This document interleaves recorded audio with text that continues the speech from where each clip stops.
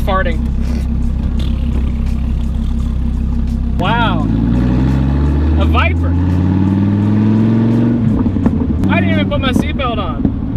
Let's do that now. Wherever the hell it is. Where the hell's the seatbelt on this thing? How we doing, guys? I'm in the exact same place that I did the C3 Corvette review, drive, first drive, whatever the hell you want to call it. But now, I'm in a Viper. This is Chrysler's V10, their Viper, if you guys didn't already know.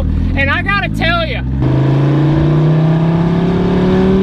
this Viper is kind of infamous on the internet now. This is Jeffrey's Viper. As you guys know him, his name is JRGarage, you see. He bought this Viper when he was 16 years old.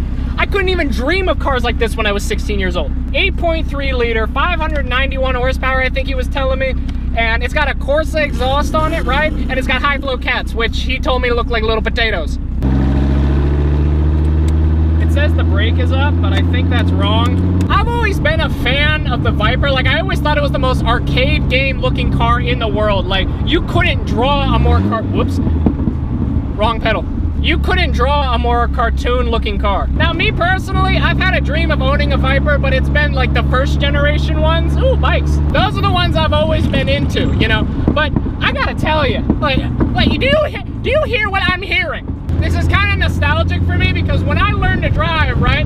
I learned on a Logitech G25 steering wheel setup, right? It had 3 pedals on it, it had the 8 shifter, it had 900-degree steering wheel lock. The shifter on it, right? If you look at pictures, go on Google image, type in Logitech G25. The shifter was identical to this. It was literally the same thing. Oh God. You could wake the dead with this car. I'm gonna put in an exhaust clip of him starting the car up when it was in his warehouse. Check it. Nah, that ain't right.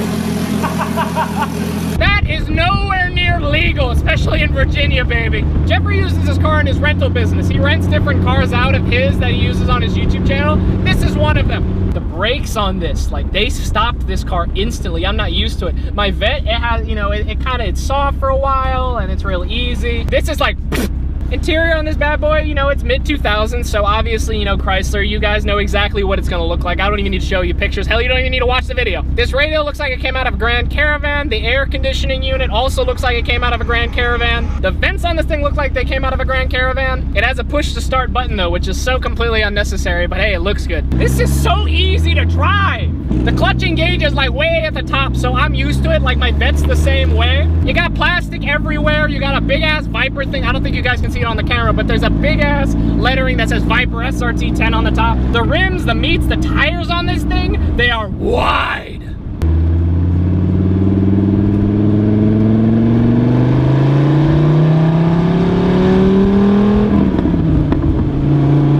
That is, wow. Wow, man. That is really impressive. And the pops, baby.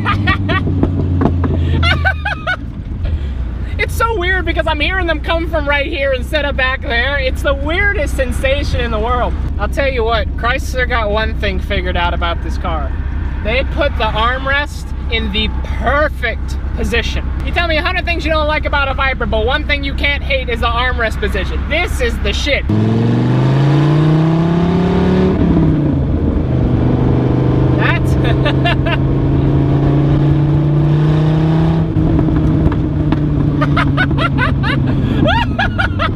Real short throw on the shifter. It feels really good. It's notchy, which is nice. So you